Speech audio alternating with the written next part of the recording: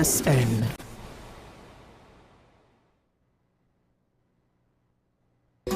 Take some time for yourself or spend some time with the family at Sandy Point Village Hotel. Enjoy our various studio and suite apartments, self-contained with their own kitchenettes and Wi-Fi. We also have our famous 100-foot swimming pool and our beachfront restaurant, the Steak and Lobster Grill. And our location in Crown Point puts us near the center of activity from the nylon pool to the local nightlife. Call us and make your reservations at 639-8533, 389-2378 or email us at sandypointvillagehotel@gmail.com. wesn.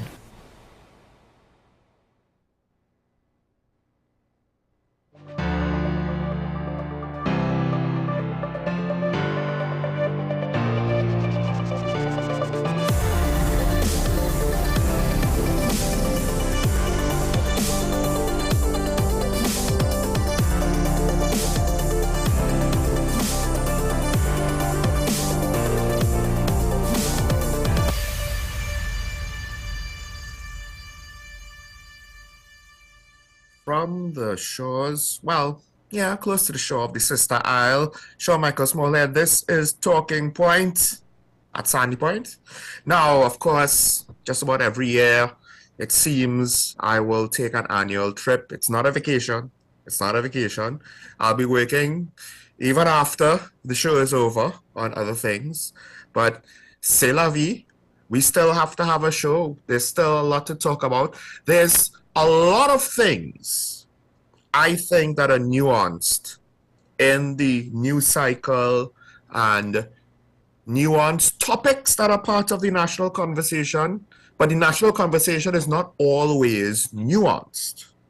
And that is to say, the topics might require some amount of understanding the minor details, how that affects the whole, and to what extent does it cause what the appearance is at the surface to not be the full reality.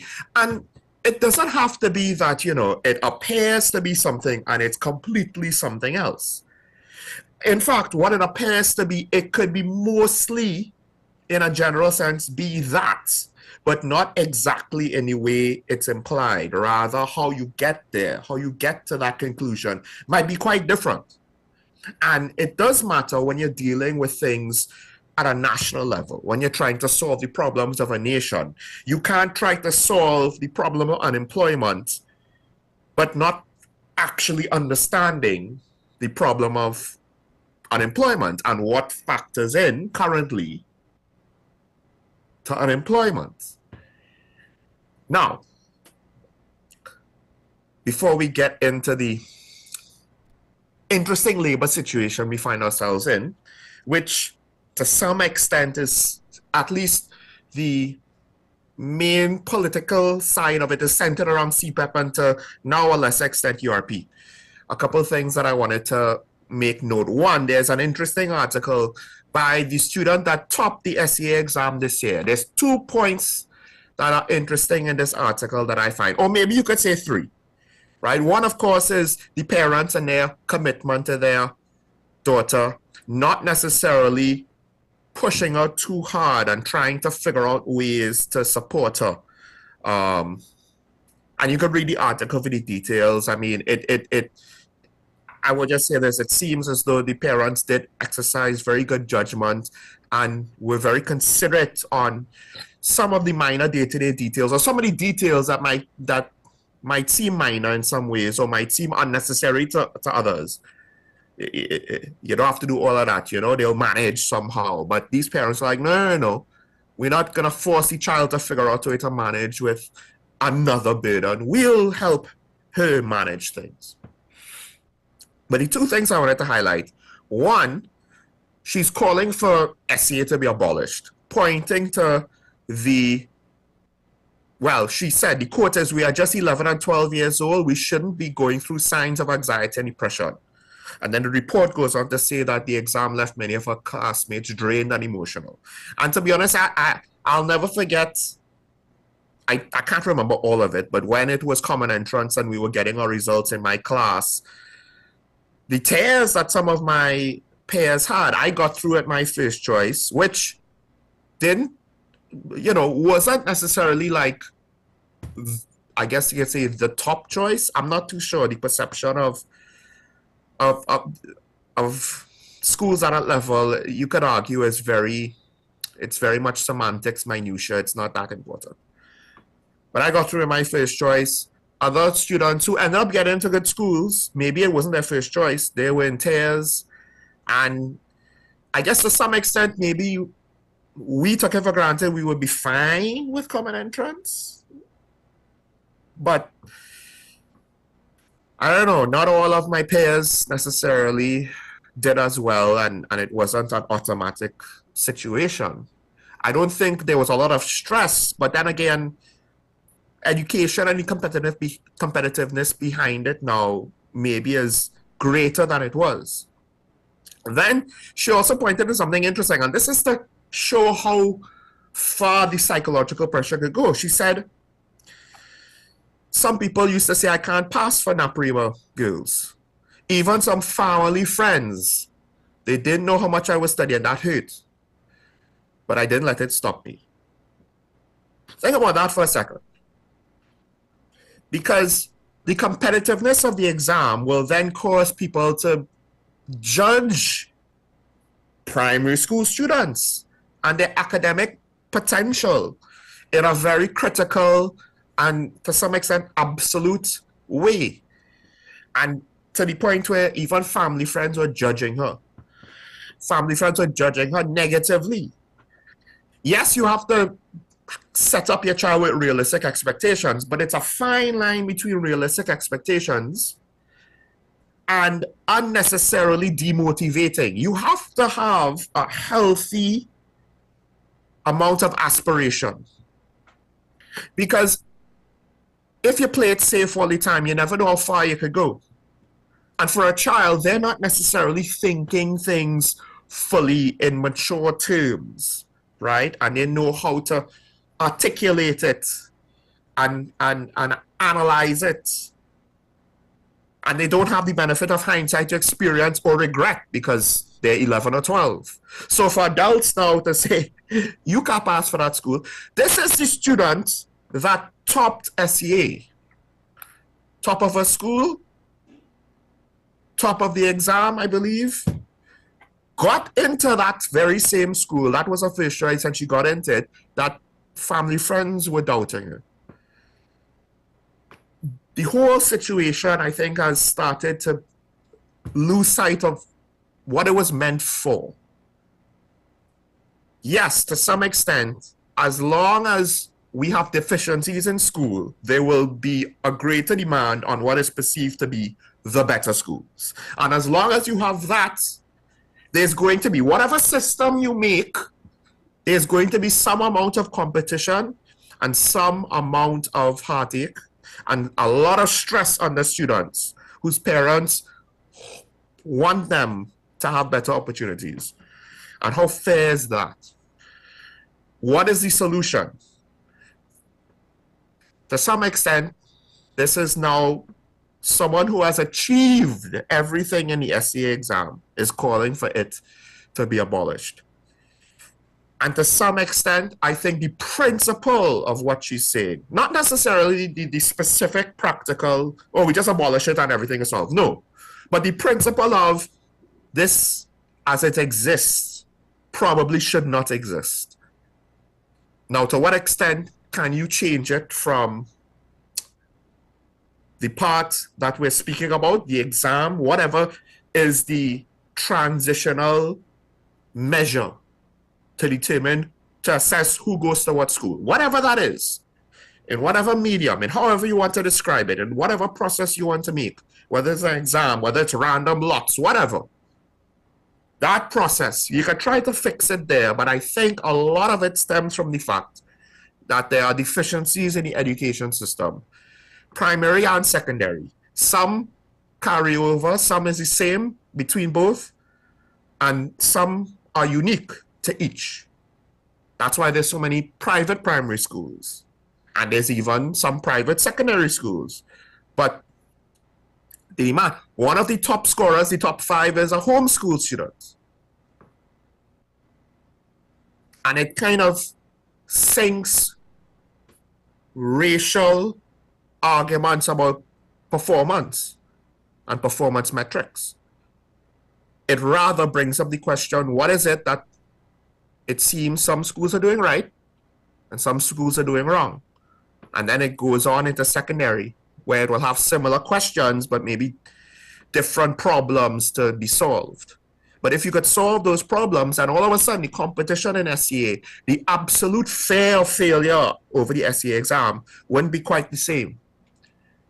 Hopefully, maybe. It all depends on how well we do it. That's one of the things with regards to government. A lot of times you want to speak about an issue or problem as though it's in a vacuum. It's not affected by anything else. And the only way to solve it is to directly deal with it. There's no other way to deal with it. So with SCA, it is, do we abolish it or keep it? The conversation never goes further to say, what is the actual problem we're trying to solve? And what other ways could we solve contributing factors to the problem? And then all of a sudden, the issue directly related to the SCA exam, all of a sudden might become more manageable. You might still need to modify it, but you might not need to try to find some miracle solution out of a hat that's going to drastically change anything, which usually that's what politicians do.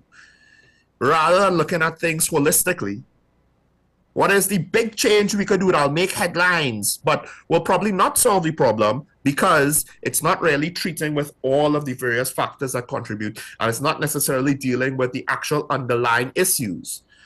Speaking of that, an interesting article. Of course, there's been articles with regards to who supports the increase in age limits for drinking, smoking, marijuana, gambling. And again, the thing with gambling is I really don't know to what extent there's underage gambling. And the type of gambling that's done by young people might already be illegal in law, right? Young people going into casinos and spending their monthly salary of their non-existent job, assuming that they are still in secondary school or in university and not necessarily working. I mean, it's possible. Now, there were a couple of commentaries by students. Students were asked this time. So young people are now being asked directly. One of the things, some of the young people said, yes, we agree with it. But the funny part about things like this is, what do you expect them to say for the most part? Do you expect them to say, no, we don't agree with it, we want to drink at 18? Now, some of the students that were asked, I think those are the students that probably are more responsible, maybe to some extent more conservative, and I don't mean Republican, I mean the actual meaning of the word. Let's not allow words to be hijacked. And think things through a bit more, because they're pointing to the abuse by their peers. So I get that, right? But also, the average students, if asked by the media, by their parents, by an elected official, by a teacher, on their opinion on this, what are they going to say? They are going to say publicly, oh, yes, we agree. Right? The average student. Only the most outspoken and bold student that is not necessarily thinking about how it will look will say, no, I don't agree. That's point number one. Point number two, one of the things that some of the younger students pointed to is some of the things that would appear obvious if you think about it. And it brings into question again, are these age limits actually solving a problem, or are they kind of just being the slapdash solution? And we don't even necessarily know exactly what is well, I don't know, to be honest. And maybe I just missed it on the campaign trail, right? Because it was said there. But what is the real motivation behind this? What exactly is the problem that it's trying to solve? Because it's not trying to solve underage drinking. That's already illegal. It's trying to increase the age limit of drinking. That's fine. But as one young person pointed out, well, we could vote at 18 and we could drive at 18, but we can't drink at 18. And depending, and this is a criticism for the age limit of drinking in the States. You could sign up to go into the military, be trained to use a weapon and kill someone legally on behalf of the state. but you can't drink alcohol. And then one of the students pointed out, let's be real, on the enforcement side, is every grocery going to enforce it?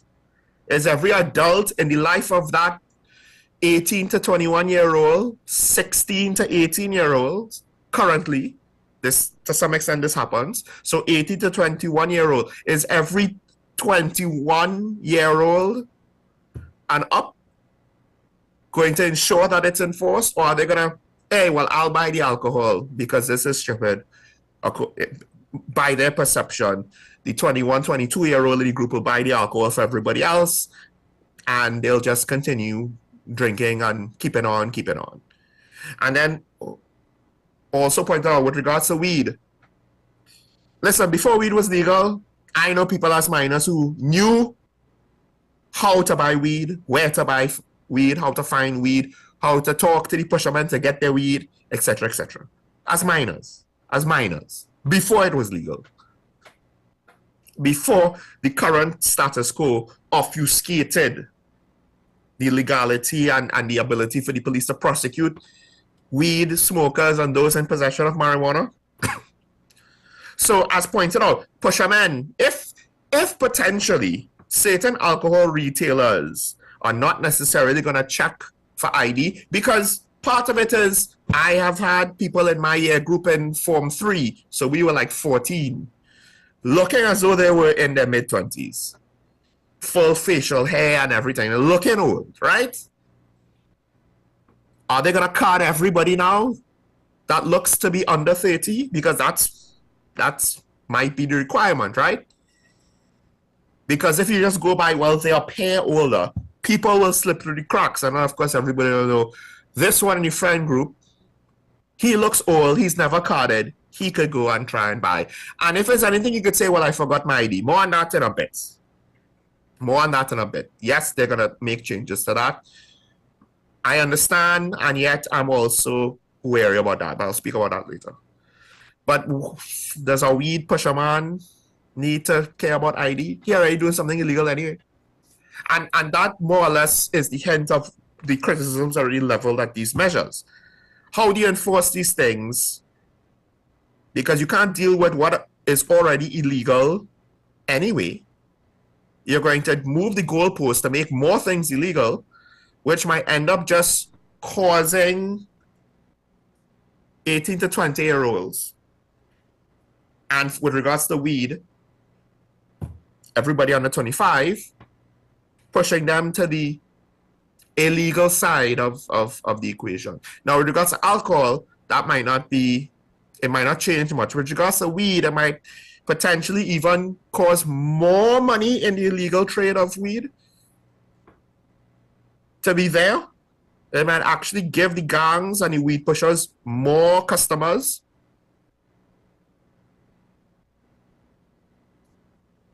Because illegal weed smuggling is still a big thing apparently in the country. We legalized marijuana. Usually, when you ended prohibition in America, what did that do? It caused alcohol bootleggers to basically go out of business because there was legal alcohol. Why bother with illegal alcohol? We legalized weed, and yet weed smuggling is still a thing.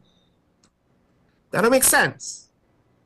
So to some extent with marijuana, there are bigger issues with regards to the fact, and I've said this before, we have literally created a situation where we have the worst of both worlds. We still have the illegal weed trade, but then we also have legal weed, and to some extent weed being abused by members of society because it's just so available, and it's the enforcement of what is supposed to be legal and what is supposed to be illegal has become obfuscated, has become difficult.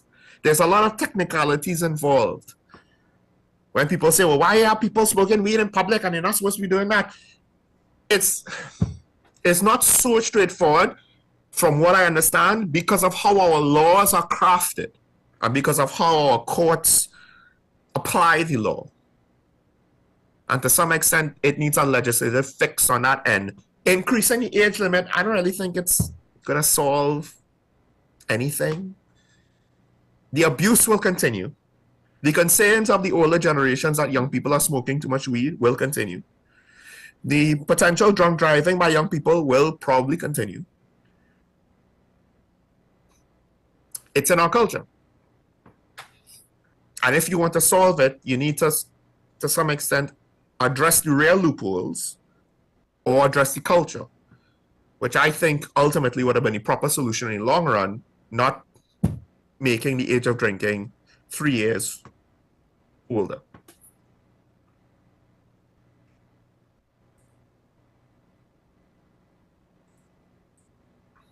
All right. Let's take a break. When we come back, we'll go into the daily review. Some interesting topics this morning, but we'll start off with something a bit more practical, technical, and maybe even hopeful. We'll see. Stay tuned. This is Talking About the WSN. We'll be right back after this.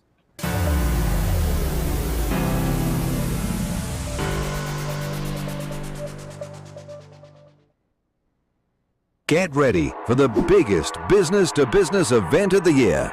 The Trade and Investment Convention, happening on July 17th to 19th at the Centre of Excellence in the Koya. Doors open from 10 a.m. to 6 p.m. on business days and 10 a.m. to 7 p.m. on Consumer Day. Dress code in effect for business days.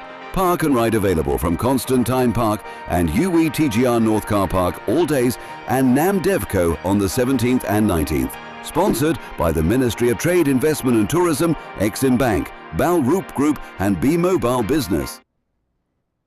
Do you need treatment for obesity or any related abdominal procedures? The community hospital now offers minimally invasive laparoscopic surgery done by an American-trained, board-certified surgeon with over 20 years' experience.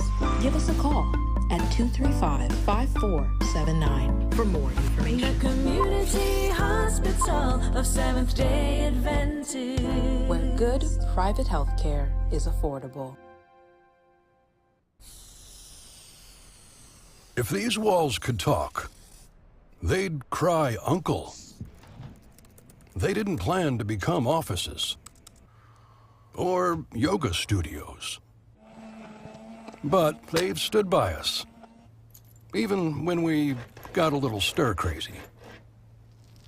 For that, they deserve some thanks. They deserve Benjamin Moore. Struggling with heart health or frequent migraines? Discover the simple steps to reclaim your energy and vitality. We're diving into a topic that affects about 422 million people around the world: diabetes. Tune into Wellness Unlocked, the series that delivers expert advice, practical tips, and inspiring stories to help you take control of your health and well-being.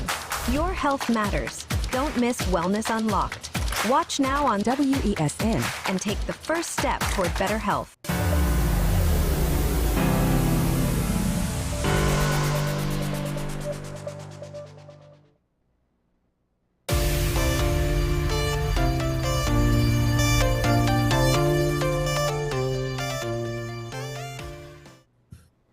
I'm back here on Talking Point, and we're here with the daily review. One of the things that I mentioned in the introduction there, I was speaking about some of the feedback given by young people on increasing the age limit for legal drinking, smoking marijuana, and gambling. And it led to the conversation last week, I think maybe with retired Inspector Ali, with regards to, or it could have been with ASP Arun, the potential need to make it mandatory, potentially, to have ID on you at all times. Now, on some level, it might be a little bit inconvenient to some people.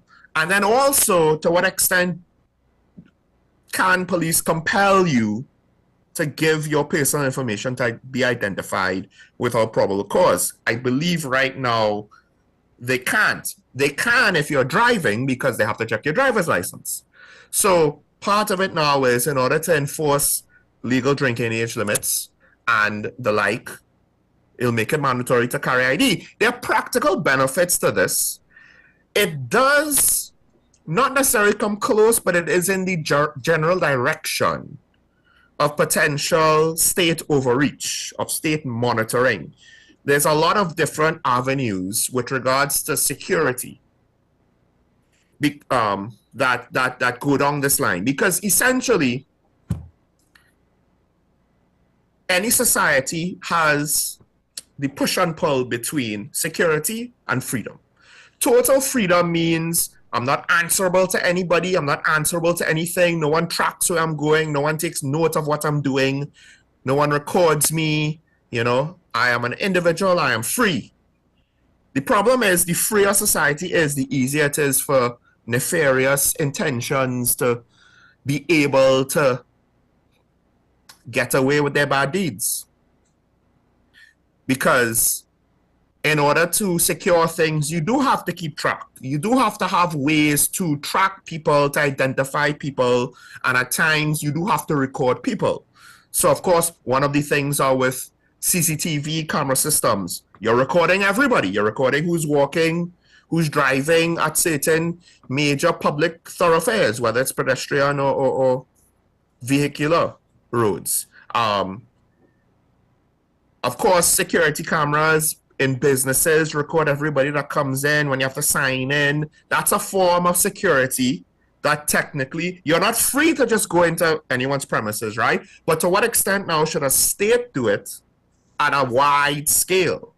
And to some extent, this is not necessarily far down that road saying everybody has to carry ID, but it is going in that general direction, which is not necessarily a bad thing, because we have a crime problem. So again, to some extent, we might need to understand that maybe a little bit of individual freedoms need to be sacrificed to try to deal with this crime problem. But also there's other practical benefits, like I said before, about having identification on you. In case of emergencies, you're incapacitated, but the authorities can identify you. That could be sometimes the difference between your survival or not, because then there'll be a better chance to get contact information. There'll be a better chance to get the medical history of the person, what medications they might be on, what might be going through in their lives, who might be an enemy that might try to harm them, or a whole host of things, right? Some of which might be relevant to medical treatment, emergency medical treatment, some of which pertinent to any police inquiry into what caused you to have a situation. Because that's the thing, if you have a road traffic accident and a hit and run, well, you would hope that a camera recorded it. Do you want a camera to record you all the time? That's key. It's fine if everyone else is recorded, but are you willing to subject yourself to that when you're out in the public? More often than not, you're going to record it. That's one of the things with drones that came up in America. The fact that they didn't want when the drone flew overhead from wherever it was to wherever the incident was, that the camera, which is potentially always going to be recording, is looking down at whatever it flies overhead and just records randomly. It's technically a breach of privacy. So in one jurisdiction, they keep the camera pointed at the horizon until it arrives to the destination. Technically, a police helicopter, people will be looking all the time, but it usually would be the Mark I human eyeball, not a zoom camera, that's recording. So there's a bit of a difference on the breach of privacy. It's the recording aspect. With regards to always having documentation on you, I mean, to some extent, there are going to be people in other countries that point to things like 1984 and dystopian science fiction and fascism. I always have to have your documents. Documents, please. And then everybody could be checked at any time. And then to what extent will that be used as a form of harassment? That's one of the concerns, right, with regards to civil liberties. All of a sudden, a police officer decides he don't like you, so he'll ask for your documentation and bother you. Some people feel like that's what happens to them when they're driving. Some tickets for traffic violations that may or may not have actually occurred might be unnecessary. But it goes back to the minister, and I think part of it is the police needs more ways to gather information, more ways to police the population This will help not just with crime fighting. It will help with crime fighting to some extent. Don't get it wrong. But it's also for those legal age laws, which hopefully might have a wider impact on society if they prove effective. But part of it also is the fact that the police need to have better access and utilization of technology. The Minister of Homeland Security, Roger Alexander, not only did he mention or announce last week that the laws are coming to make it mandatory to have ID, but also with regards to pushing an agenda to get more technology into the police service, pointing to the fact that some of these things, they might have been cheaper 4 years ago, but the previous administration didn't do it. Even if it's now expensive, they're going to have to do it, right?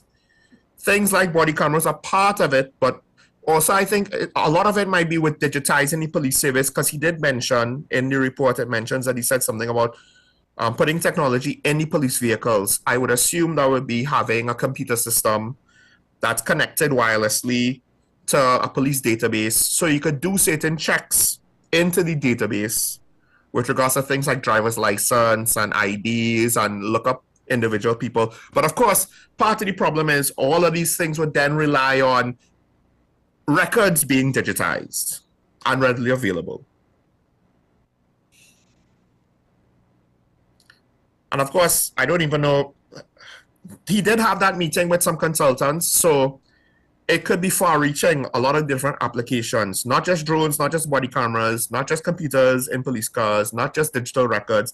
There could be a lot of different applications we don't even know about. Some of which apparently when they were at the CARICOM heads of government meetings, and he was speaking to his counterparts with Jamaica, there were certain things that were discussed that he's not necessarily going to reveal right now.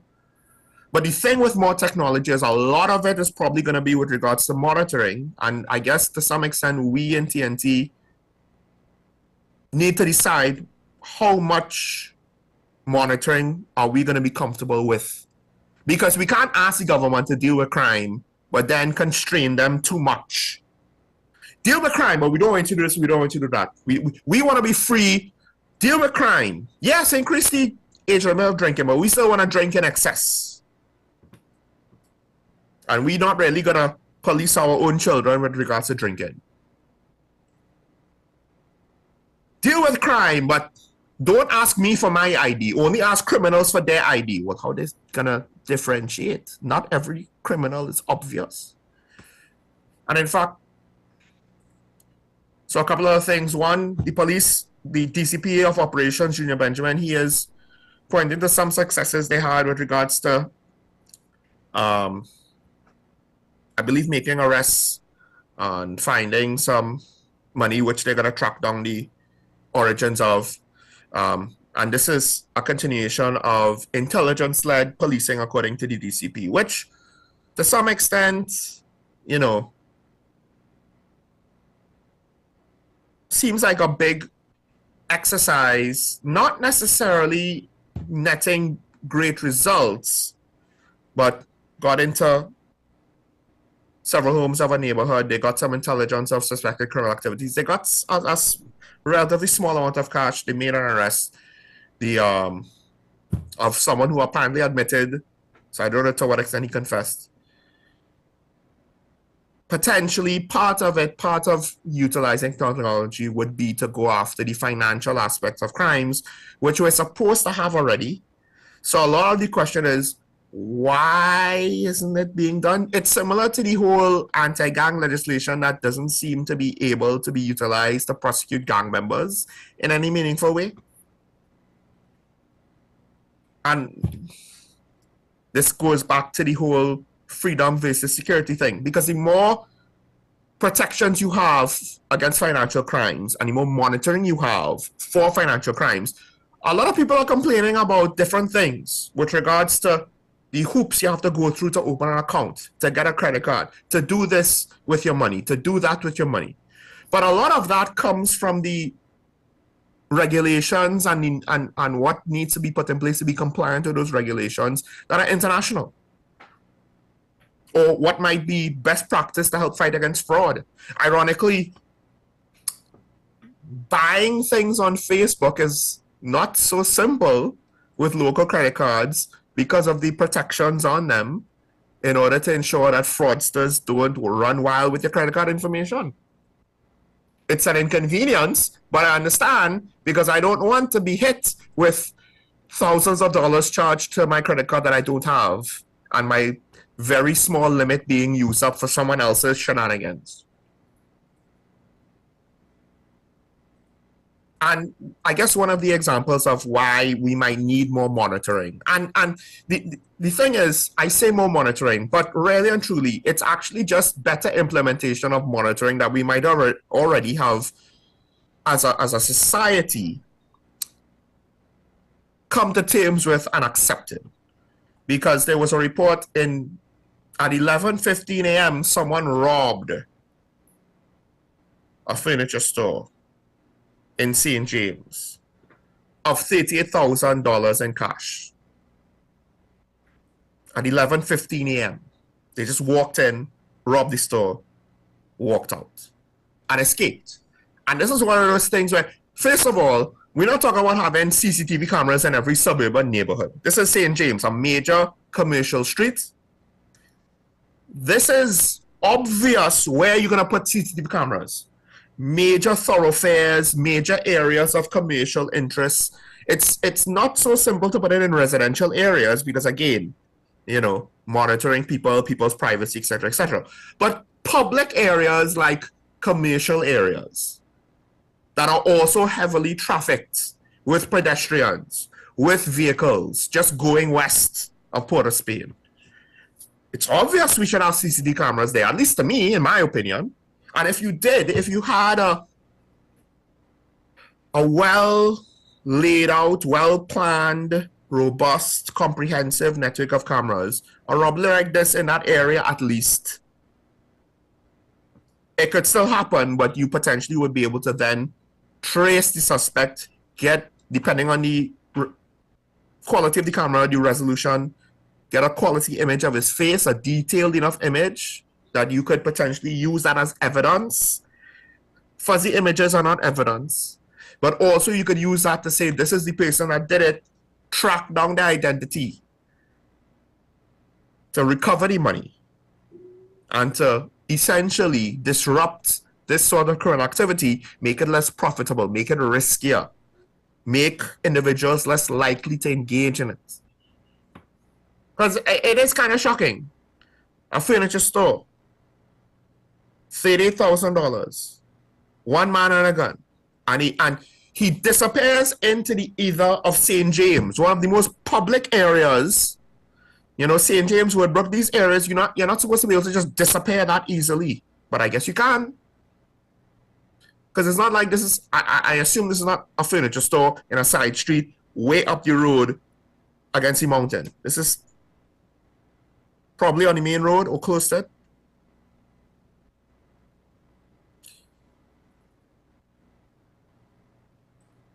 Now,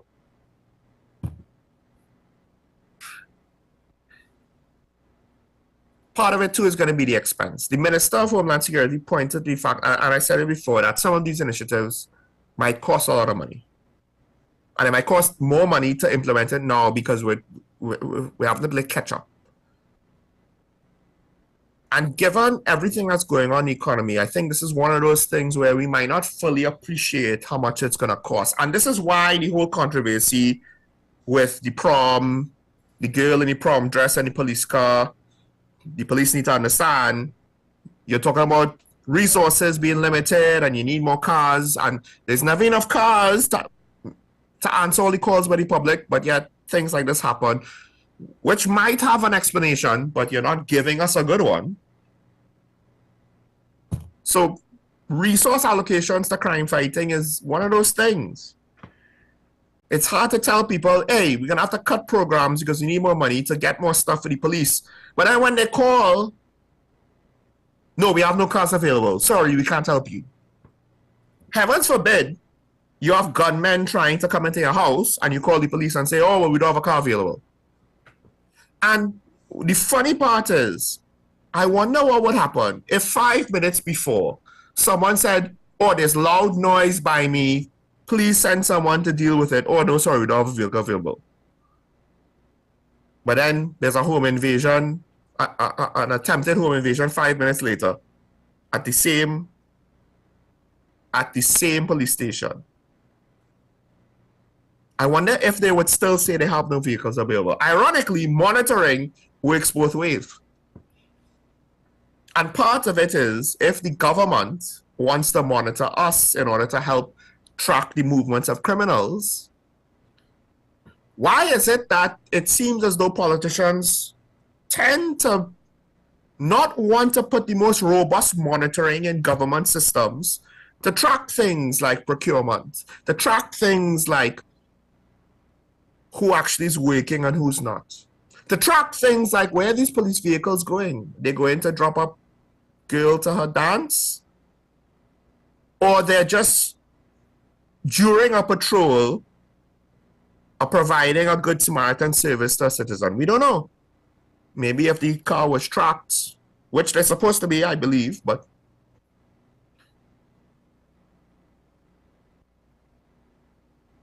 so to what extent it's mandatory IDs now for everybody? So technically, you could be challenged by police. That is a form of tracking your movements. To what extent is government business tracked? To what extent are government personnel tracked? To what extent are political appointees tracked? To what extent will we see if more freedoms and personal privacy needs to be encroached upon out of necessity? That's fine. But we also have, as we have a perceived problem with crime and violent crime, we also have a perceived problem with corruption and political corruption.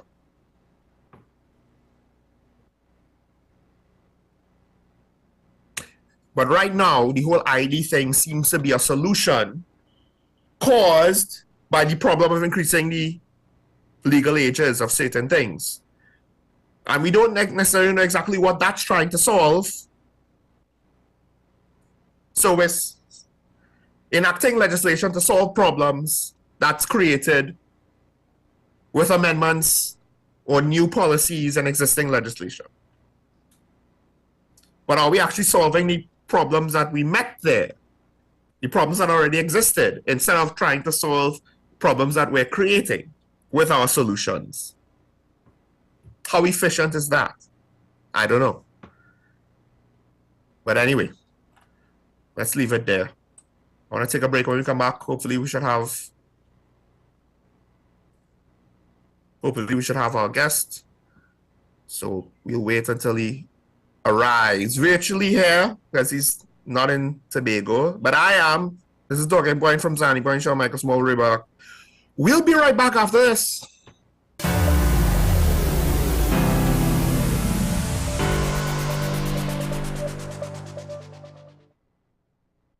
Get ready for the biggest business-to-business event of the year. The Trade and Investment Convention, happening on July 17th to 19th at the Center of Excellence in the Koya. Doors open from 10 a.m. to 6 p.m. on business days and 10 a.m. to 7 p.m. on Consumer Day. Dress code in effect for business days. Park and ride available from Constantine Park and UETGR North Car Park all days, and NAMDevco on the 17th and 19th. Sponsored by the Ministry of Trade, Investment and Tourism, Exim Bank, Bal Roop Group and Bmobile Business. Low energy? Heart concerns? Migraines slowing you down? It's time to take control of your health. Join Wellness Unlocked, the series that brings expert advice and real solutions for a healthier you. In our latest episode, learn how Jameson CoQ10 can help support heart health, boost energy, and even reduce migraines. Get the science, the stories, and the steps to power up your health with CoQ10. Don't miss Wellness Unlocked. Watch now on WESN and start your wellness journey today.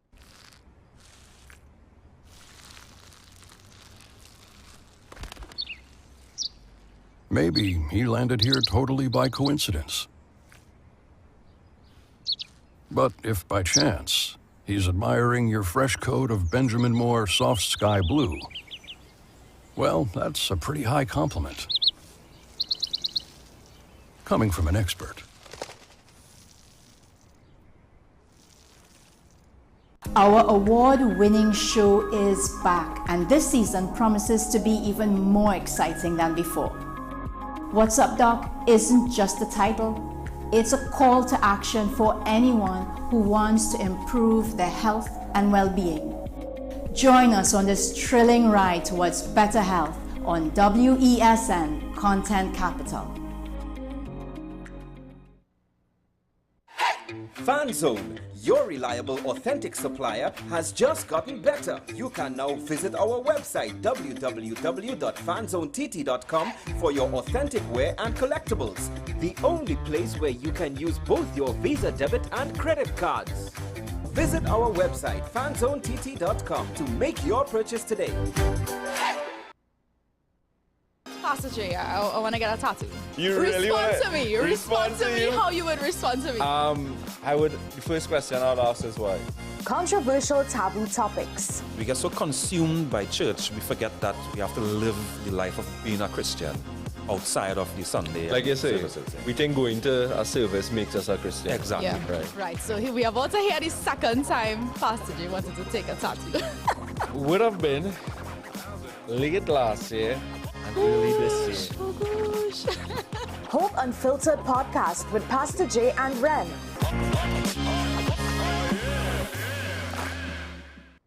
Hi, I am Emiliana Beechan and I am a mental health and conflict resolution consultant. Welcome to Mind Matters, the show where we explore the intricate world of mental health and the art of conflict resolution.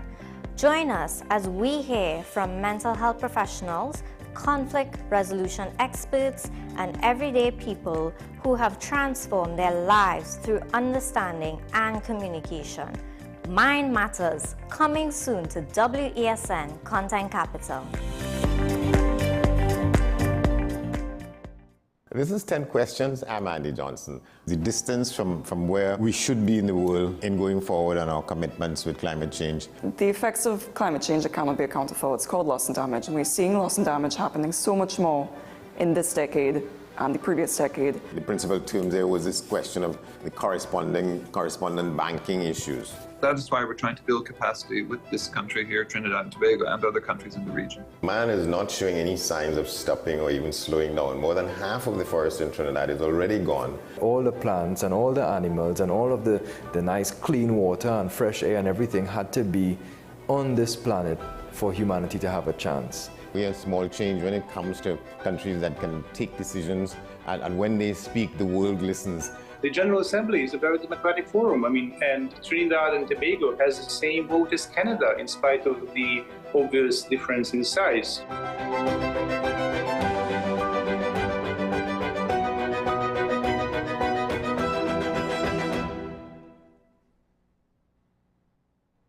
We are tackling the hard-hitting topics, some controversial topics, some topics we sweep under the rug.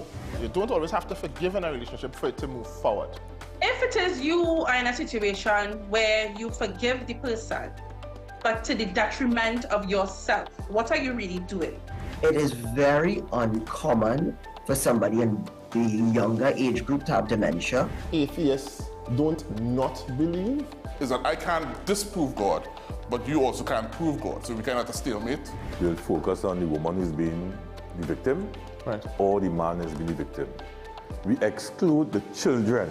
Folks are trying to study the underlying brain mechanism to figure out how does this particular disorder happen in the brain? How is the brain processing this? Don't worry about AI, worry about humans working with AI. Are you willing to learn new skills to stay relevant for the future job market? That's the challenge that people are going to struggle with.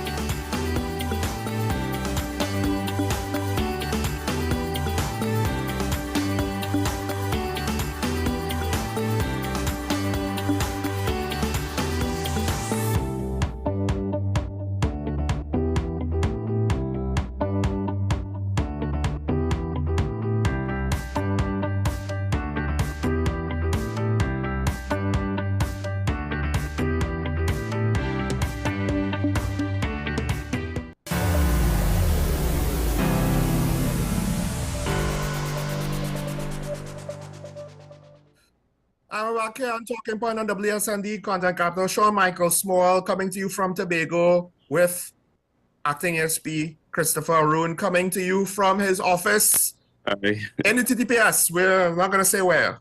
But with that said, good morning. Yes, good day to you, Sean. Good day to you and your viewers and your staff.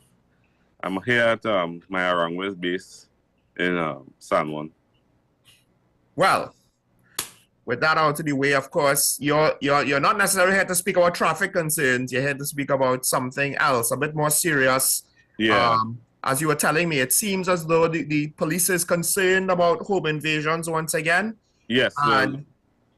Yes. So the members of the public, what we call robbery and burglary and housebreaking, is normally termed by members of the public as home invasions. So this is where perpetrators enter your home, hold you up at gunpoint, knife point, or with violence or without violence. We term in the TTPS, the term we use is robbery with aggravation, robbery with violence, burglary, depending on what time it occurs, housebreaking and larceny and whatnot. It is normally termed by members of the public as home invasion. And we've seen not necessarily a spike, but we have seen consistent amount coming in more often than usual into our reports being made.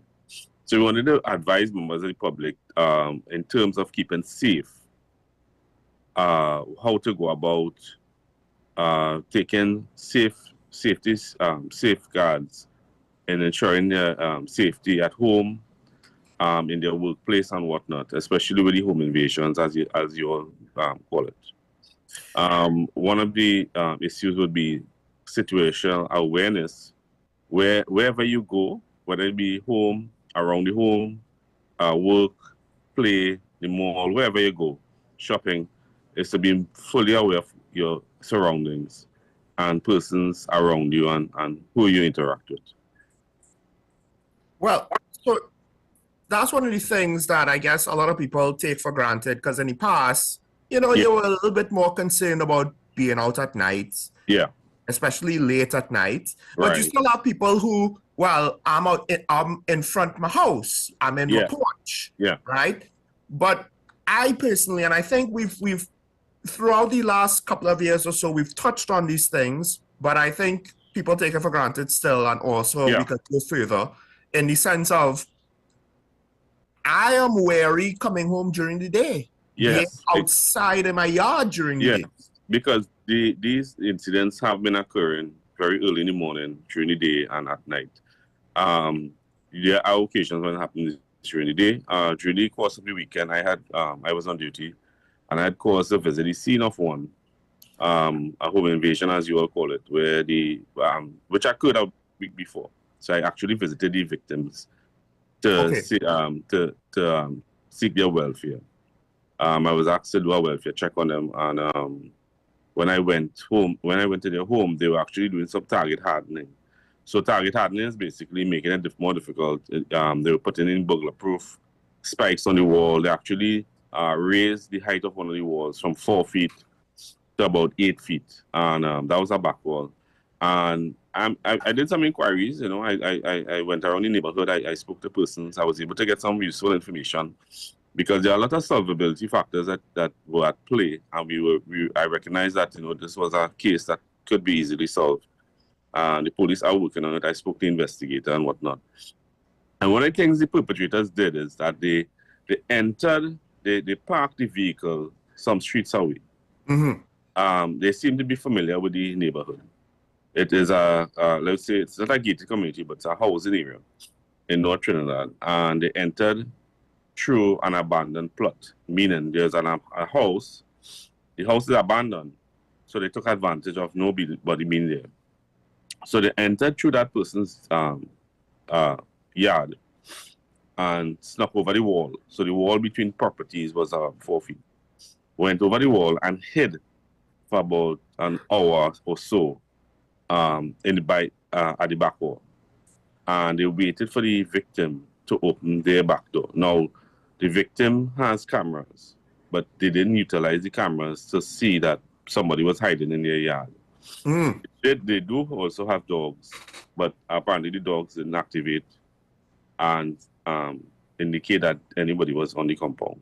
Nonetheless, as soon as the victim opened their back door, that was around 5, 6 in the morning, the perpetrators entered with firearms and they perpetrated their crime. They beat one of the victims very badly, and he got a bloody nose and whatnot, and he was very traumatized. In fact, the both occupants of the home were very traumatized because of the incident. And thankfully, they took steps after, some extra steps, because the back door was properly locked. But it's just that the yard wasn't as secure as they thought it was. Yeah. And they took it for granted that. And it seems that the perpetrators were familiar with the neighborhood. So it's not to say it's somebody that they may not know. It's actually, it could be possible that there's people that they know that enter the premises. They have a business on the compound, so the perpetrators, apparently that was the target. And they robbed them of money and jewelry and cell phones and whatnot. So we're following some leads, and hopefully we'll be able to solve that crime. But nonetheless, the point I was trying to make is that although there were cameras on the compound for the victims to secure their entering and exiting their back door, they did not take full advantage or utilize the cameras. And that's one of the things that, it is helpful and it's necessary that you, as I said, situational awareness, be aware of your surroundings. And once you have the tools, utilize the tools. So you have cameras, you have people through your doors, you have the dogs, they came in afterwards with the additional security, the burglar proofing and the height, raising the wall and putting spikes on the wall. I'm sorry that they hadn't done that before, but they're pretty more secured now. Now, one of the things I do find interesting is in my day-to-day life, I might be uneasy about something. I might want to take an extra step, but then I'm thinking to myself, do I really have to do this? Because if every time I have to go out of my way to try to be a little bit safer, like what is the point? Because sometimes I'll go so far as to think, oh, there's somebody on the street that I don't know. Yeah, because is he gonna double back when I come out of the car? So maybe I should not come out of my car, leave the house, go somewhere else. But then it's like, is it always necessary for me to do this every time? And then it's a combination of either complacent, but also, I think for some people, you don't want to feel as though you're paranoid and you're living in fear and your day-to-day life is being dictated by this fear of someone who you think, you don't know if they're a criminal, they're just some random pedestrian going about their day, they have nothing to do with you, or you don't even see anybody, and this fear just has a hold of you. And some people might be so adamant to not let that control them, that then now they're in a situation where they end up being complacent for a different reason, and not just, letting their guard down and being careless, but you get to maybe the same thing. To what extent do you think a lot of people, they don't want to go too extreme with it, but then they don't realize, sometimes it's not about being paranoid, but rather being safe?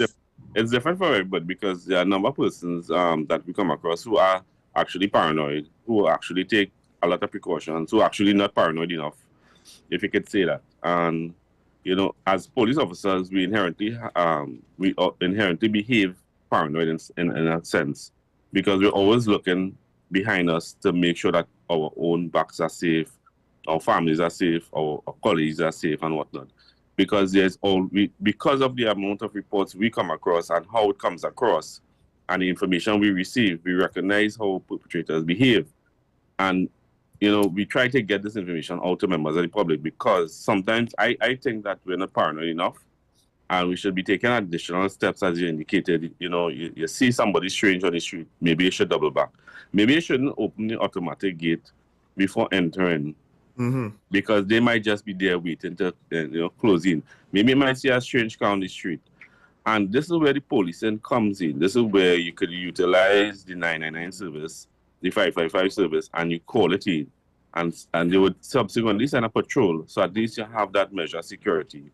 It may not always work out to be the best, but you still have that measure of security, and you could take it upon yourself to double back, check your locks, check your doors, adding additional security, put up cameras, because one of the solvability factors that was important in this case is the use of the footage and cameras, because where we lacked eyewitnesses, we could take out search warrants and execute it on the homes of persons with cameras and seize those footage for the use in the in the case. Now, one of the things I just wanted to maybe get a description from you on situational awareness, because it's not, I'm thinking it's not necessarily just, oh, well, I need to know what's around me at all times, but rather there's a lot of different situations where you kind of need to be aware, and what you're looking for is not always the same thing, because part of it too is there were the stories in the past where, and it seems like in this case, sometimes you're not just a target of opportunity. They case you, they monitor you, they study you, they find the vulnerability. So this wasn't a case of opportunity. This was a case of them being, targeted. So there are cases of crimes of opportunity. I remember looking at some footage in a crime in our area itself, where this guy, he had come from fishing, and he lives down an alley. So he parked his vehicle down the alley, and the perpetrators were in a vehicle, and apparently they were patrolling the area, and they were just driving around. And what happened as they passed his home, his alley, as they saw the footage showed as they passed the alley, he switched on his car lamp, and it lit up. So the car lit up, and that's when they stopped, exited their vehicle, and ran down the alley to rob him. But he saw them coming and he escaped. So the crimes of opportunity. So this is where situational awareness comes in, that even though you're utilizing your target hardening activities, like pressing the alarm, securing your home, you look around. And that's what he did. He looked around and he saw them running in. And they were taking, they took it as a crime, that it was an opportunity for them to attack him and possibly rob him, potentially rob him. But that, I guess also there is the thing, like when they had the issue with people exiting banks. Yes. Like you might not realize it, but it happened to me. I rarely go out at night now, which is kind of, in a way, strange to say. Like, I haven't necessarily even come to terms with that. It's like, oh, I really don't go anywhere. But the one time I did, went to see a movie with some friends, and on the way home, I just got a sense, oh, there's a car. I'm driving slow. Like, I'm driving even extra slow on the highway into town. And I'm like, this other car's driving slow with me. Yeah. I don't know how I feel about that. So I just thought I need to evade this car or watch out for this car. Yeah, maybe I make about 3 left turns, and you 3 left turns would indicate whether they're really following you. And that's just a simple example. I remember there was a case in Cunupia when I was working in the CID in Cunupia, where we had about 3 robberies in the Cunupia district via perpetrators hitting the cars as RTAs and then robbing the victims. And what we picked up on was the 3 victims had just exited a particular bank in North Trinidad. And when we looked at the footage at the bank, so we went into the bank and we got the footage. And what we recognized is that the perpetrators were standing in line. So they weren't in cahoots with anybody in the bank. They were actually standing in line, monitoring persons taking out money. And what they did, they would look at who was taking out a substantial amount of money and then follow them out of the car park, follow them out of the bank, out of the car park, and on the street itself. So on the way to their destination, they would collide with the person and hold them up at gunpoint and rob them.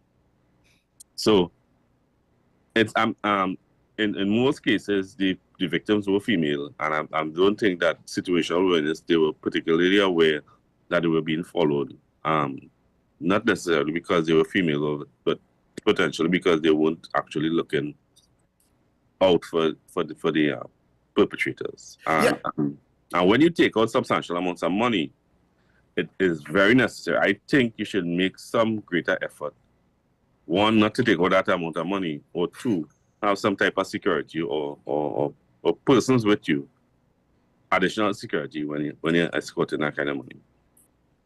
Well, that's the thing. Of course, there's there's a whole separate conversation about those who don't trust the banks and why that might not be as practical of a way to live now, given the fact that there's not a lot of people using cash, and for whatever reason, a lot of people seem comfortable. I'll never understand this. Walking around with $30,000. Right. And this is just one of those things where people might not like it, but maybe there needs to be messaging to say, look, stop doing that, because this doesn't make sense. We've been seeing it a lot, and when I say a lot, we've been seeing a lot of cases where, or at least the cases that we can get in, where persons have been, business people especially, they leave their businesses with $75,000, $300,000, whatever amount of money. That's a large sum of money. They're not depositing it in the night safe at the banks. They don't have security. They're going home with the money. These perpetrators have inside information. They have to understand they're being targeted. And they take the inside information, or they take information, or they simply follow persons after business hours, and then rob them. And we fail to, and we try, and we keep telling persons in the public domain, don't walk around, don't carry that amount of cash with them. Utilize the banks, utilize checks, utilize drafts, utilize whatever other means, online transactions, to get your cash and employ additional security to cash in transit, escort that type of cash. I think you'll lose less by paying additional security as opposed to losing that amount of money. And that's just my opinion. But then, I guess there's also the fact that, and this is one of those other things that you said, how it seems as though if you have vulnerabilities, the criminal element will pick up on it. So that's why you need to either, like you said with the home invasion, who you visited the house, they were putting more measures in place. But also you're talking about when people are leaving the bank, and it seems as though they're left with money and they're kind of just lackadaisically going through their day. They're taking it for granted. Nothing could go wrong. And the point is they don't realize they're being followed. And the point to note is that, as you said, it's not that the victims were female, but rather the criminal element can identify, they don't have awareness of their surroundings right now. They seemingly aren't aware of the risk they're taking by taking out this cash. So probably we'll just get the jump on them easy. And I mean, we're making it too easy for the criminals. One clear example is we've also had recent cases where, same Facebook, what they call it, online marketplace, sorry. So you have people going to locations to purchase vehicles, not in a police station, in a strange area, unfamiliar to them, to meet persons they don't know with large amounts of cash. We're talking about $25,000, $50,000, $60,000 to purchase a vehicle, to purchase an appliance, to purchase something, and they get robbed. And we're seeing this happening too often, and we're asking members of the public to utilize the banking system or to utilize some other means of transmitting their money. Well, actually, it was in the papers. A furniture store in St. James got robbed of $38,000. And even that, it's in the store. It's 11:15. There was a part of me, I didn't say this in my commentary. Why do you have so much cash? Right. in the store? Right. And one of the things that would come up there is, how would they have known that this cash was in the store at that time at 11:15 a.m.? Is it possible that they could have cased and seen, or someone bought something with cash? Right. Because they're not going to be secretive. They're going to say, I'll pay in cash. And then just... Yeah. All right. We have our first caller on the line. We'll see what he has to say, maybe about this topic or maybe about other topics. Of course, the one who kickstarts the conversations more often than not, Mr. Digger Martin. Good morning, caller, you on here. Good morning. And good morning to ASP Arun and to you, Mr. Sean. Okay, all my questions is relevant to TTPS. Situation awareness, as the good gentleman, the ASP, was talking about. All of that is preventive action, floodlights, camera. what are the corrective action the police doing? Because when a crime happens, you always hear they don't have no car, they are coming, they come 24 hours after, and there is no feedback as to where the investigation. That is one thing. This morning I heard the new COP, the newly minted COP, and another frequency. And I'm sorry to say, my confidence is a bit shattered because a direct question was posed to him, and he pivoted and deflected away from answering. And this was the question. He is investigating a senior police officer, DCP INI, and the question posed to him is, how confident are you to be doing this investigation and the person is still around? And he pivoted away, and he said he deferring that to the Police Service Commissioner. Now, one of the good traits of a person, a leader who is in control of, he has to have proper dialogue with his superiors. He has to ask them and ask them for resources with respect to doing a good job. And one of the resources and helps he should have identified with the person asking him the question, he would have preferred to have that person move away from the investigation, because that person is in control of that issue in totality. She was the one responsible for all the people under her. So you can't have her in the middle of an investigation going on, and you have the person who she was instructing to be around there. We know there is a brotherhood, a batch culture in the police service. That is one aspect. The second aspect is amazing. On Friday, I believe, there was a judgment against the police service again with respect for promotion. A number of sergeants basically went to court to basically keep a merit list until everybody promoted. And what came out of it is only about 7% of the people passed the exam. So there was a merit list based on, should I say a merit list or mediocrity list, based on people who is on that list might not necessarily have passed the examination for promotion from sergeant to inspector. So I want to juxtapose that to the ASP promotion also, where it was shown to be flawed. So the next question I'm going to ask, have we populated the hierarchy of the police service with police officers not passing the exams? I'll go on. Have a nice morning. Well, okay, I think you misspoke, because the service didn't lose that case. It would have been the officers who brought that case forward, because the court ruled the commissioner can end a merit list. They don't have to continue promoting in perpetuity until all the names off the list is off, especially, given the time frame involved. I'll admit I had similar questions to you, Digger Martin. Maybe not quite that way. Because you don't necessarily want to assume what happened with that list happened with the ASP promotions as well, right? And the same issues that may be there with regards to the candidates being qualified, is that similar things happening at the ASP level. Now we could make a case that it's happened at the executive level based on the results of who was there and what they've showed us, but that doesn't necessarily speak to technically the entire police executive. That speaks to one or two or three individuals, right? But you could still at least make an argument based on actual results of what we could see.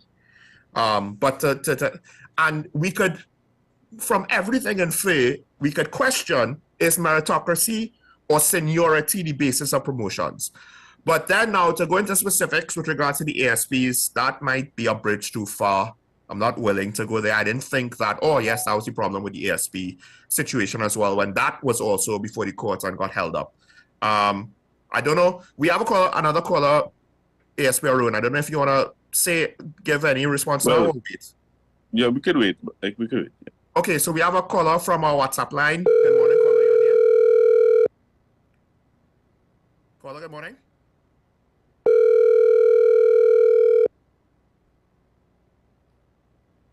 I'm not able to.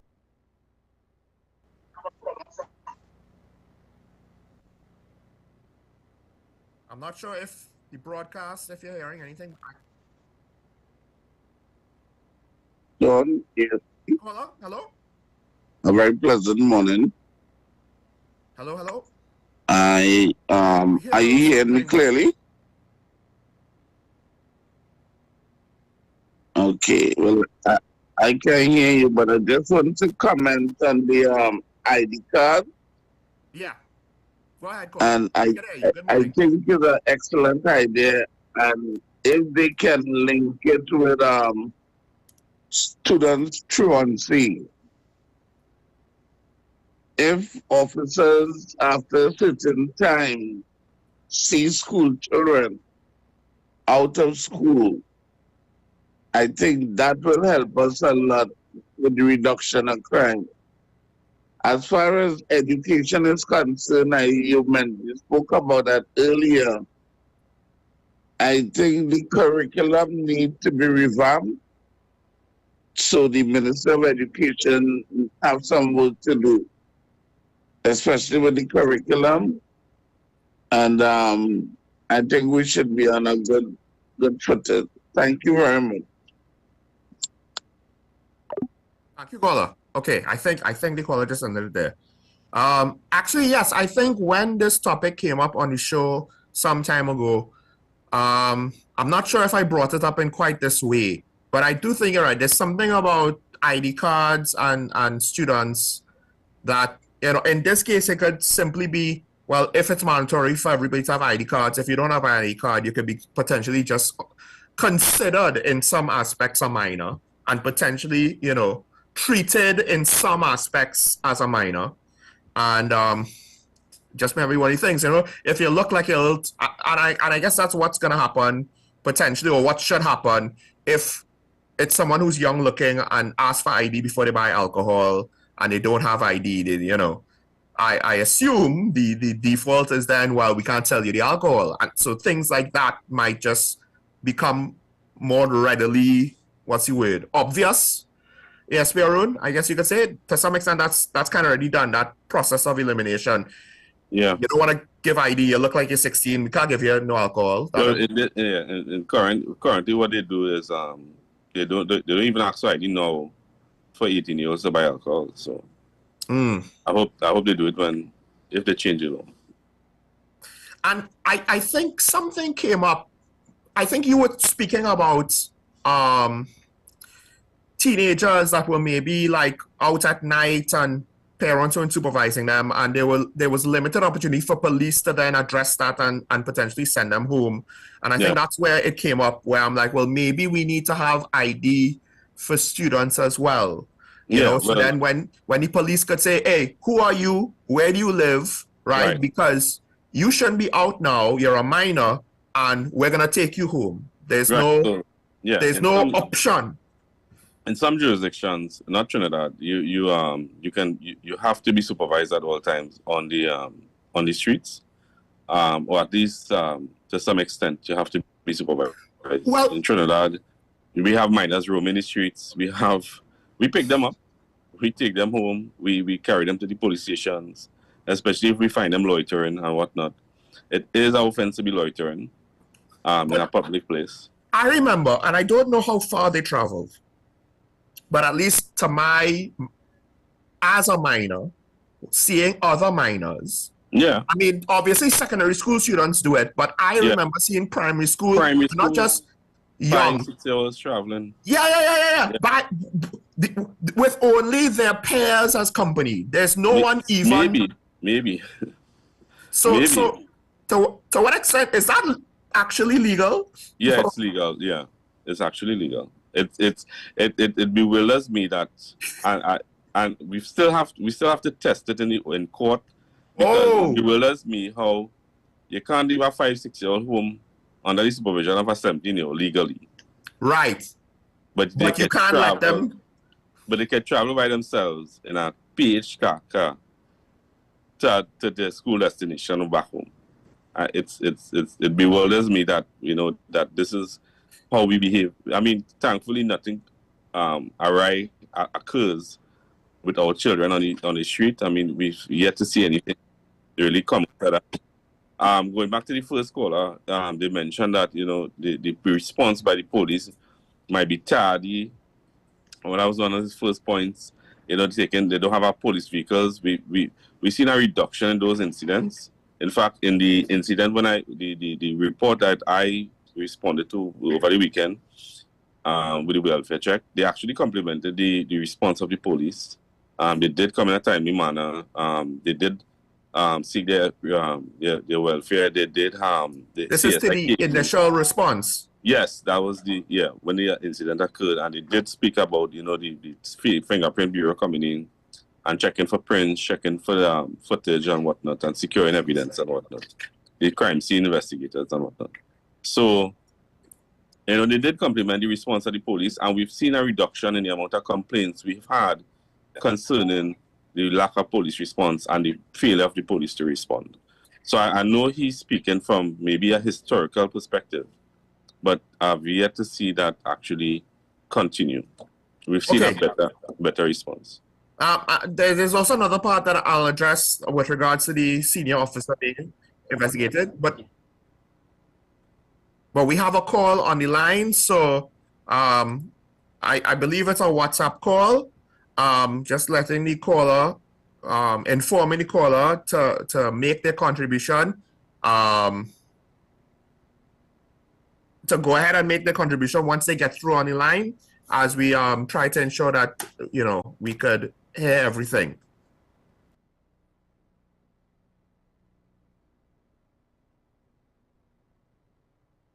And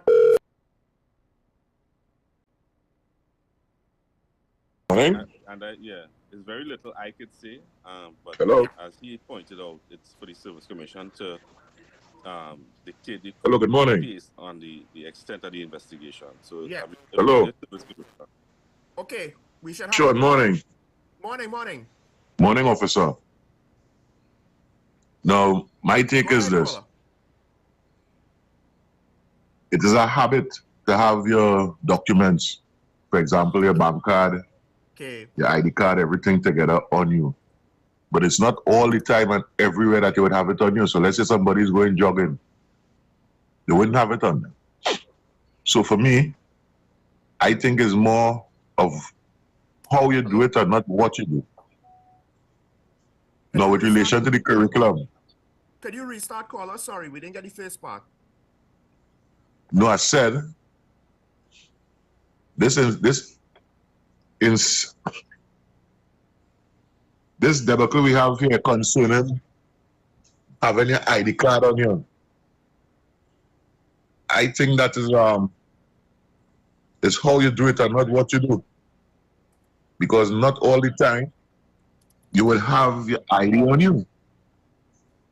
No, as a creature of habit, as a man, I have my ID card in my wallet next to my bank card. But it's not every situation where I will have it on me. All right? Yeah. So, as I said, it's not what you do, it's how the police go about doing this thing. Because many times when we citizens ask them for ID, it's a scene. And that public relations, customer service representation by the police, that goes all the way back to their qualifications for the job. Because what you realize, 5 CXC parties with 3s in it, some of them fellas, they ain't cutting it. And where education is concerned, now in my school, all the students have an ID card. But my school is 622 children. And I think all secondary schools should have an ID. Because we have some adults who put on school clothes and look like school children. Yeah. Anything else, caller? Hello?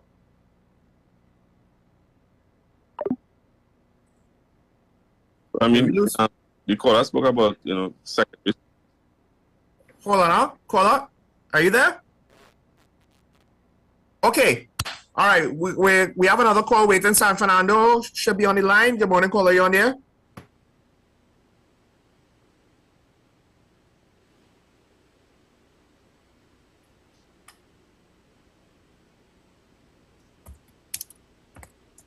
Caller, good morning. Apologies, folks. If you're hearing the caller, we're not right now. So hopefully we could sort it out. But just so you know, that's why I'm saying that we're not hearing, even if you're hearing. Okay, so we lost San Fernando. So I think Chris, that last caller made a very good point. The first thing that came to mind is when people are on the beach, because that's an easy point where you're not going to have your wallet on you all the time. And you might just say, well, I'll walk with cash to the bar to get a drink, a soft drink. Yeah, well, I mean, whatever. Yeah, the thing is, police officers don't make laws, Sean. If it is we are supposed to police laws that are created by government, we are not the ones that create the laws. So if the government creates laws saying that, and it is done in other jurisdictions, actually, if you are consuming alcohol in an open area in other jurisdictions, you must have ID. And the police would approach you and they would ask you for your ID, especially if they believe you're underage. Because in Trinidad, underage drinking is illegal. Purchasing alcohol under the age limit is illegal. All right. Right? So consuming alcohol under the age isn't illegal unless it's given to you by an adult and you're a minor. That's a different case. But if the police stop you and they find you drinking alcohol, maybe they could confiscate it in Trinidad. But in other jurisdictions, they actually ask you for ID. So this is where the issue of the ID comes in. Are you of the age, and would the law be amended to show that? That's the issue. And again, police officers, the caller even brought up the issue of customer service. And I wanted to touch on that because we did, in the past year, all officers underwent proper customer service training. And if they fail to continue to abide by the instructions given that they must identify themselves, the members of the public are free to make complaints about this. They would be disciplined in that regard. You're speaking, I know we're speaking about identification, but in this case, you're speaking about the police identifying themselves when the members of the public ask for that. The police must identify themselves. I've hardly been on any incident where the police hasn't identified themselves, because I normally do myself. I see officers doing it themselves. But if if these things are still occurring, you can still use reports to Police Complaints Authority, and disciplinary action will be taken against those officers. But nonetheless, we've seen a reduction in those incidents. We have a caller from Cascade, so we'll take the call. Good morning, caller, you on there? Good morning, gentlemen. Morning. Good day. Let me say that this thing about the ID and people walking with their IDs, this is too long overdue. It is something that is common to most serious and organized societies. Yeah. I would want to say too further that our IDs need to carry our fingerprint on it. So we need to go a step further and make no bones about it. Where Trinidad and Tobago is today requires that we make a quantum leap from where we are to where we ought to be. Now, with respect to the points raised, Sean, by your good self about the age of drinking and the age of gaming, I strongly support it, because I have seen too many children in bars. I have seen too many children in grocery stores and other places engaged in gaming, active gaming with slot machines and Rolex and what have you. I'm saying to you, gaming is not with only casinos. Our big problem with gaming in this country today is in all these restaurants and Chinese groceries and shops and bars, etc. There's a proliferation of gaming that is the making paupers of poor people. And so the issue is, what is the state's responsibility in protecting the vulnerable? And the people who are at this time engaging in gaming and what have you are vulnerable people. I'm saying to you further that the issue of the ID card with respect to the purchasing and the acquisition of alcohol is very, very important, because make no bones about it. We have an equal problem with marijuana as we have with rum and punch and rum. And so these things are important. And for my own position, it is not difficult to enforce. Everybody begins with the problem. I begin with the solution. And I'm saying to you, the solution is that if you catch a person selling alcohol to an underage person, that is easy, because there are many people in the stores who will see it. And so you provide incentive for people, adults, thinking adults, to report these matters. And you really, not only that, but you suspend that person from selling alcohol altogether. Who would risk it? Because the process of getting the license, and so we begin to take the matter at a broader level. I support Mrs. Prasad Bisesa and her government on this matter. It is long overdue, and we must make the quantum leap on it. Thank you, caller. I think, Sean, one of the benefits with the ID, one of the benefits the police would see with the ID, being that people have in their possession. One of the callers, mentioned, it's how the police interact with the person they're asking the ID of. And many times on the field, we would engage persons who we have no idea in a strange place. So you're loitering in a strange place. You're not a resident of the neighborhood. We ask you your name, and you give us a name that we can't check unless we take you into custody and whatnot. Yes, sir. And if you have an ID, we could check that ID against where you live. We could check that ID against information that we could verify as police officers. And some people might term that as an infringement on their rights, but we have to understand that the times we're living in now may deem these things necessary. Now, we have caller from Mova. I have something to say about that, actually, from my own experience, but we'll take the call first. Mova, I heard you on the line already. Good morning, caller. Good morning, gentlemen. Sean, I have a couple things I want to say. First of all, you spoke about state overreach. Asking people to travel with an ID card or having cameras everywhere, I don't consider that state overreach. I will tell you what is state overreach. State overreach is the state enforcing a boundary law in 2025. That is nonsense. Okay? Right. This other thing now about the ID card. I don't understand how in this day and age, people could be trying to raise an argument, but you don't have your ID card on you all the time. No Trinidadian goes anywhere without their phone today. Nowhere to go without their phone. And if you can walk with a phone, you can walk with the ID. So that argument is totally irrelevant. That's a good point. We have been so poorly governed from the beginning. We have become so lawless that we expect that we must continue the rest of our existence that way.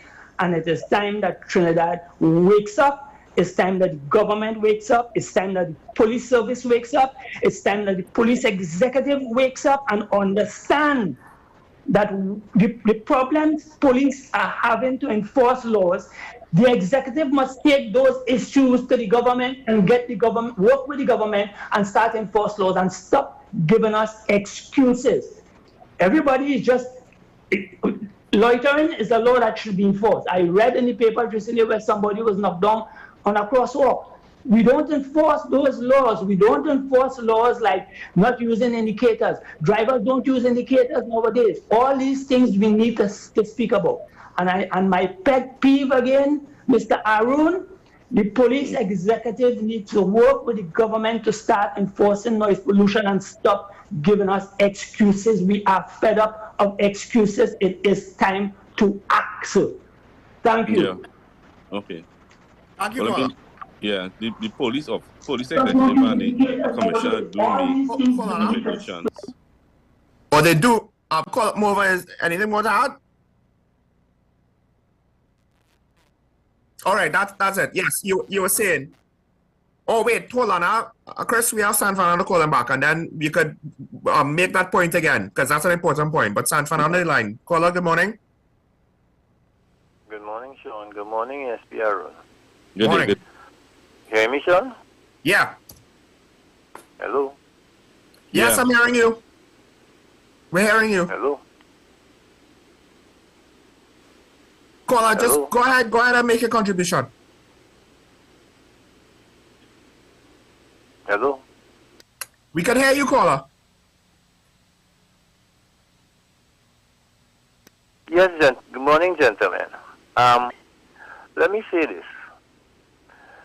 In Trinidad and Tobago, we have always had a reactionary response to anytime we see something as a crisis. And this is the same thing about this mandatory identification.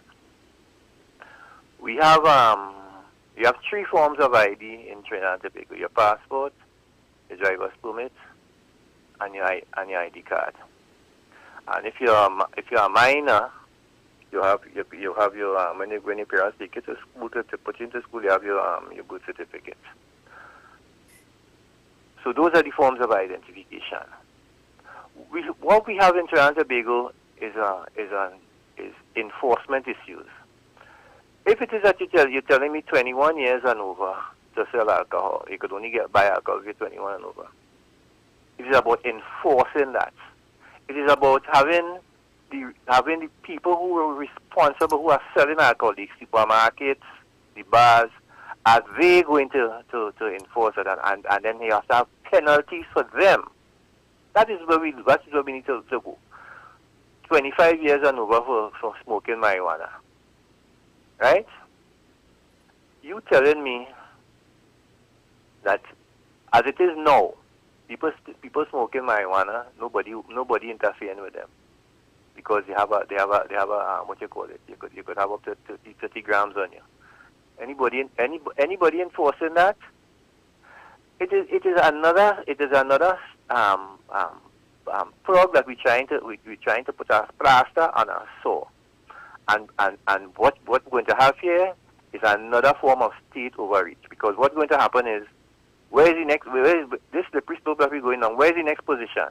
We're going to have we want facial recognition cameras all over the place now. That's where we're going, you know. That is where we are going with this issue. I am not seeing this mandatory identification on you as something practical and something that makes sense in Trinidad and Tobago. Not in once you continue to have a lawless country, because that is our situation here. We are a lawless country. So, what are the solutions to try and deal with the marijuana situation? Revoke that decriminalization issue. Revoke it. That is what we need to start to do. Revoke that. And then we could deal with, then we have a better handle on how to deal with the situation with marijuana. That's one. The alcohol.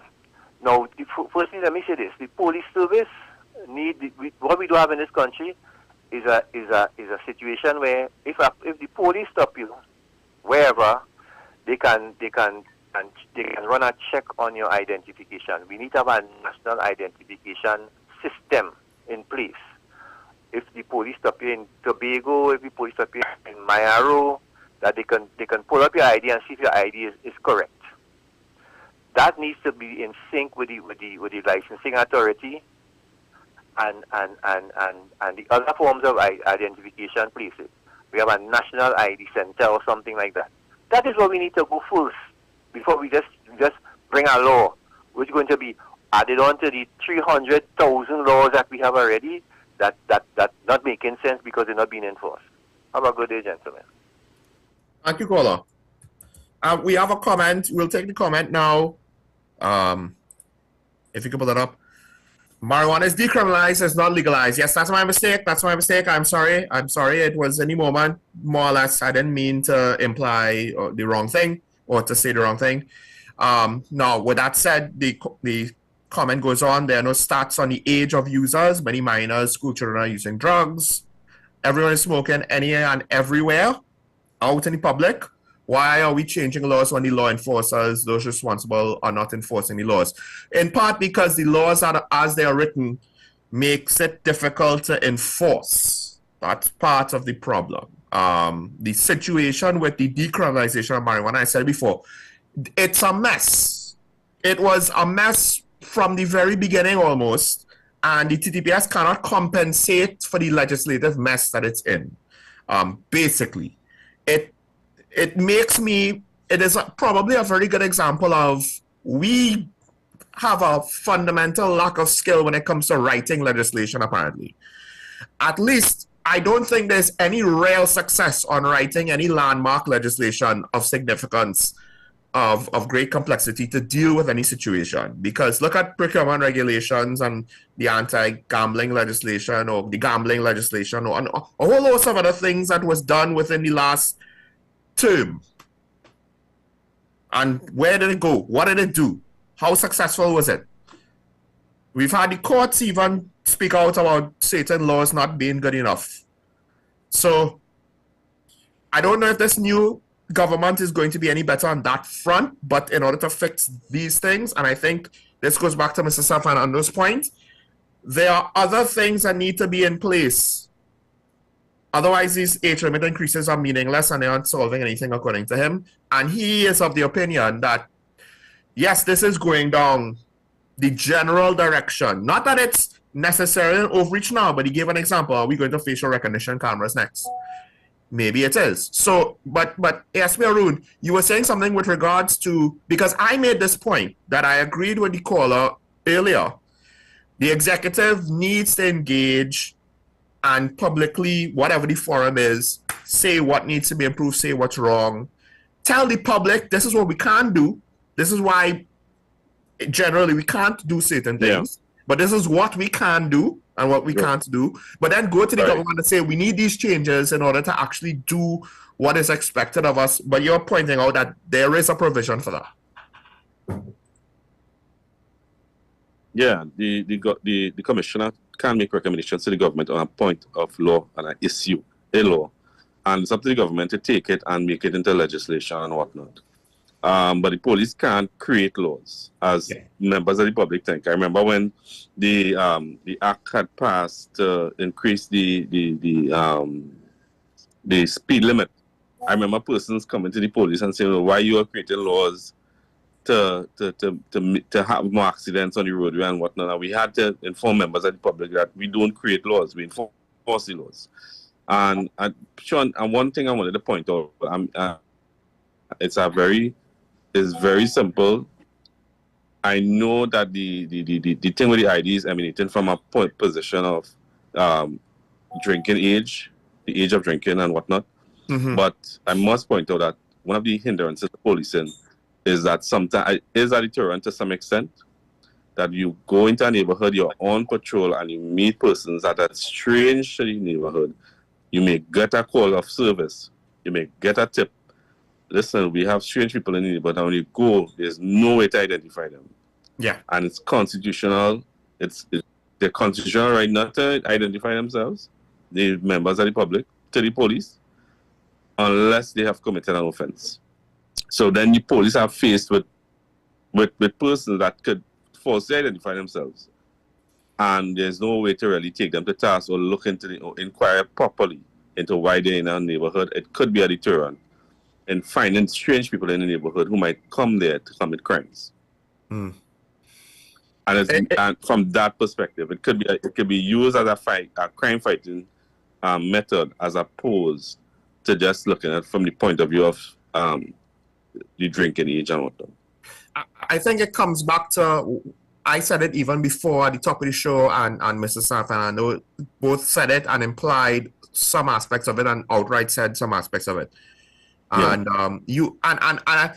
I remember the caller from Cascade, he wanted certain strict penalties. And my whole thing is, it goes back to a similar notion where you need the supporting systems in place. Just having the penalties are not going to make a difference. You need proper enforcement, but you also need measures in place to ensure that false accusations or misidentification or any other unintended consequences, you won't eradicate it completely. You just don't want it too frequently, right? Especially if the penalties are harsher, because then you're gonna get lawsuits and all kind of rigmarole, and you're gonna get people saying, "Well, remove these harsh penalties because it's not working out." And that's the thing. I think it's a similar situation where if the legislation around this was robust and effective and well written, and if other things were in place, because Sam Fernando pointed out, you need a national ID database. What's the point of asking for an ID if you can't then check on a digital database and connect wirelessly to? Right now, the police can't check your ID against our database to indicate if you're a suspicious person or wanted person, if you have red flags, like if you're a firearm offender, drug offender, if you are a robbery offender. Right, but that doesn't cover everybody. No. But it covers. It would assist the police in identifying if you are motivated towards crime and whatnot. Well, but the thing is, that's fine for the situations that you pointed out, because I remember I was waiting outside a friend's house, but he didn't live in a residential neighborhood. He was in town, one of the last few actual Port of Spain residents, you could say, right? So the police kind of saw me there, like, why am I there? Am I loitering for something? And it's understandable. The location I am at, it's not a set of houses. It's mostly businesses around. It's not a well-lit street.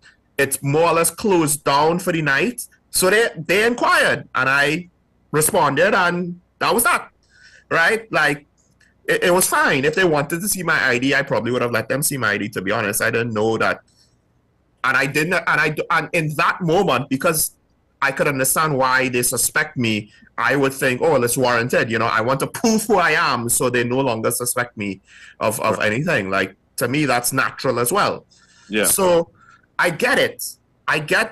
But like with the underage drinking and stuff like that, the criminal database is not necessarily going to help.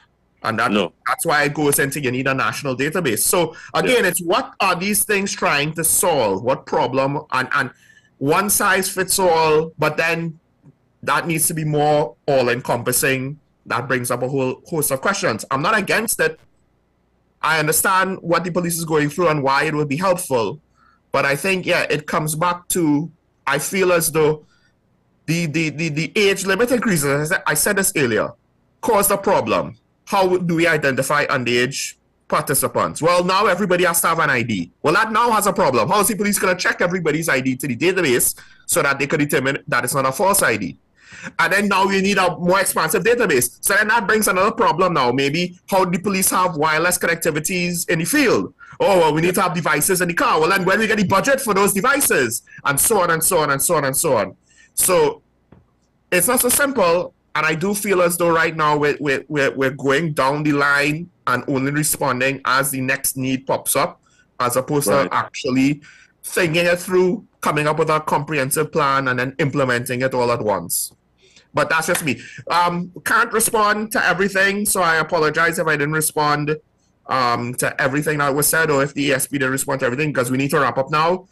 So I want to thank to the commenter, as well as all the callers, and of course, Acting SP Christopher Arun, our TTPS Media Ambassador. Thanks for joining me via Zoom once again to have the discussion. Yes. Take care. Have a good day.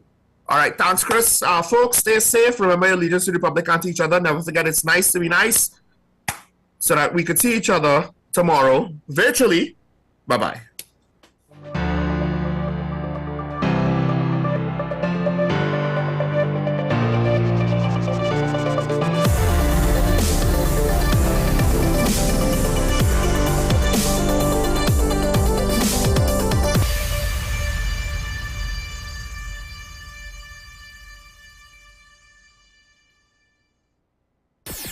WESN.